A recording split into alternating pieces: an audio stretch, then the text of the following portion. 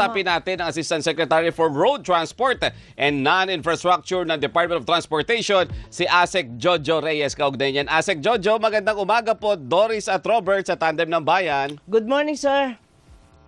Magandang umaga po sa inyong lahat, Ma'am Doris, Sir Robert, at sa Opo. inyong mga tagapakinig. Ayan, kaya kami po'y nangiistorbo ng konti sa inyong tanggapan, Asek, sapagkat gusto po naming malaman at para marinig din po ng ating mga kababayan, yung libreng sakay po ng DOTR, paano po ito ma-access at saan mga lugar po, Asek? Sir, yung pong libreng sakay na in-sponsor po ng Philippine government through the Office Opo. of the President, mayroon pong tatlong major areas na sinimulan po, maski last year pa po, nung July, sa Cebu po at sa Davao. Ngayon, nung September po ng last year, sa Valenzuela naman po, meron din pong libreng sakay. Lahat po ito sponsored ng Philippine government at lahat po makaka-avail ng libreng sakay. Libre nga po. So sa mga commuters po na nasa-serve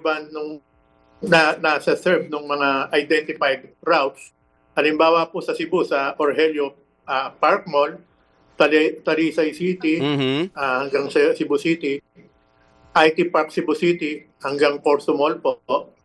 Sa Davao naman, sa Matina hanggang Mintal, at sa Lasang, Rojas hanggang Sasa. Dito naman po sa Metro Manila, Valenzuela Gateway hanggang sa PITX po. Opo. At yung isa po mula sa Valenzuela Gateway hanggang Batasan Hills Ayun.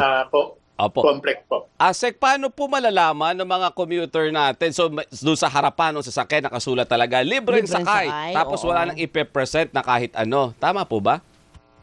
Yung mga ruta ng libreng sakay. Nakasulat po yung libreng sakay at saka lahat po pwedeng mag-avail niyan. Ayun.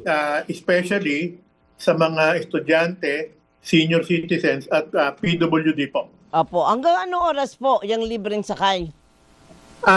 Yan po usually ini-implement po namin pagka peak hours. Kasi po nagdadagdag po tayo ng mga transportation units para po mabawasan yung mga pagmamadali o pagkukulang ng transport vehicles natin, especially peak hours kasi sabay-sabay po ang pag-uwi ng lahat ng empleyado, estudyante at kung ano-ano pang mga mananakay po. Opo. So, pagkapatay na oras po ay hindi naman sila aandar. Pero, meron pa rin mga nasa kalsada ang nangangailangan ng Meron mga po, sasakyan. tama po yun, ma'am. Oo. Talagang peak hours po. Kasi po ang service contracting po, binabayaran po natin ng different transport group sa, Opo. sa bawat identified na lugar pagka mayroon po silang biyahe.